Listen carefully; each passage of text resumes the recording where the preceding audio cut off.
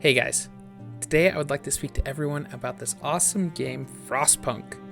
This game is a real-time strategy, but the thing I absolutely love about it is it's not about war or combat. This game is all about man versus nature and man versus a mob mentality. This beautiful game has some challenging problems that rely solely on you to solve. So what are some of my favorite things and some tips that I have for players just starting? Well, let's dig in and find out. First of all, let's go over some of my favorite features. Number 1, no combat. Now, I know I already stated this, but this isn't a war game or something you can conquer with brute force. The problem in this game can only be solved by creating not only solutions that work right then and there, but by solving for future problems that will arise. I love the fact that you need to use intelligence and ideas to fix a problem. Not just a stronger army or better guns. You need to pay attention to your people, but also you need to pay attention to what's better for many, not just the one in need. Next of my favorite features is exploration. This game has the ability for you to create an expedition team and travel to new locations that will allow you to find new resources, build off-site material farms, find new survivors, and this will allow you to expand and grow in many ways. But also, growing too fast could be a problem and could cause many issues for your settlement. So you gotta pay attention to that. Number 3 of my favorite features is the beautiful settings in this world.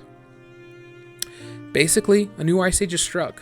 You're a small colony of people trying to survive, and your only hope is a single generator.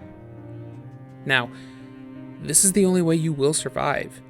And the graphics in this game are based entirely off of the name of the game. This game takes place in a frozen world with some amazing steampunk and mechanical settings. Everything from the buildings to the mechanical robots you use have an awesome, strong steampunk feel. But the game takes place in the past, so it feels like a less advanced futuristic style. Now, I know that's confusing, but what I mean is the world feels like an 18th century London or Europe, but using futuristic technology to build a better world. Number 4 of my favorite features. There are so many ways to solve all of your problems. There is not a single way to beat this game. There are ways that will work better, and there are ways that will solve all of your problems, not just a single one at a time. But how you get from the beginning to the end is your own journey that allows you to use your ideas to solve the issues that arise. And you will be able to use what you are good at and what you are bad at to get to the end of the ice storms in your own way. Number 5. Last but not least on this list of 5 features that I love is the religion versus law. Now, this game has a lot of moral judgments you need to make, and many of them is not right or wrong. One will provide the same way that the other one would, but in a different way. In this game, you get to choose what laws you make, and eventually you choose whether you are a religious leader and you will let God guide you, or you make laws for the people to follow through with structure and discipline. Both have advantages and disadvantages, but in the end, each have the same goal. Give your people a reason to go and provide guidance, and also a reason to get up and go in the morning. The reason I love this idea is because it creates a very moral idea of what kind of leader you are. Can you do this with a moral high ground, or will you stoop super low and do anything it takes to get to the end?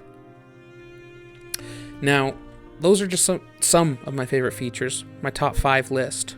But that kind of leads us into some hints. If you liked what I explained up top and you want to give the game a go, here are some hints that I wish that I knew going into the game. So hint number 1, start advancing technology immediately. Technology in this game improves everything that you can do. It allows you to build new buildings for better resources, create better homes for your people, even automatons, which are robots that work instead of your settlers. So this allows you to not allow people to get sick. They get to stay home while you're also getting the resources you need to survive. So the biggest thing I can recommend to you is get a research lab and start researching immediately. This one tool will decide whether you fail or succeed in this game. Hint number 2. Medical posts are an immediate necessity. Don't wait until people get sick and then build them. Start making them early and then continue making them through the game. The biggest reason why is because sick people take time to heal. And when they are healing, they cannot work, causing a chain reaction. Basically, if people aren't working, you're not getting supplies and resources. So then more people start getting sick because you can't keep up with it, and you end in a downward spiral, and it feels almost impossible to come back from most of the time. So get those medical posts built and make sure people are healthy as soon as possible. Hint number 3 is don't forget laws. Make sure to put them in place. Now, this game has a feature in it where you can only put a law in place one at a time. And then there's a timer after that you have to wait on in order to put a new law in place. But these laws are basically your plans. They are allowing you to create and build the city along with come up with backup plans in case something happens and you need a quick fix. So as you're playing through the game, make sure you're following laws. Make sure you are setting them as soon as possible and planning for the future with them. Hint number 4. Exploration is an amazing tool that can save you fast and also provide for the future.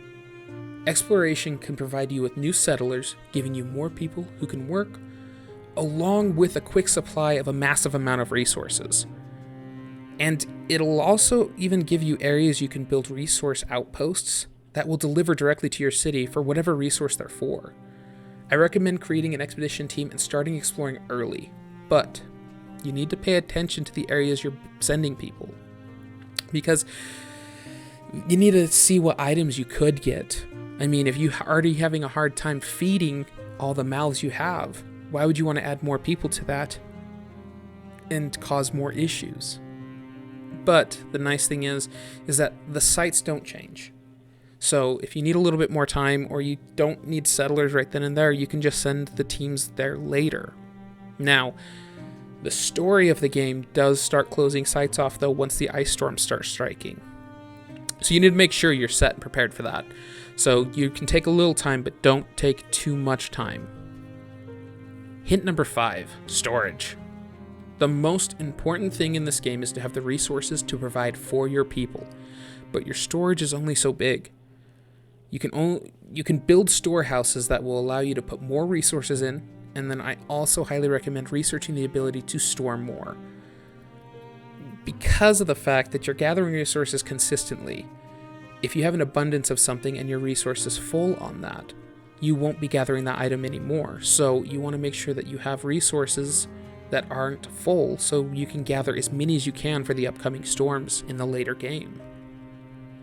Hint number 6, and my final hint, the most important thing in this game is to keep your generator running during the coldest times.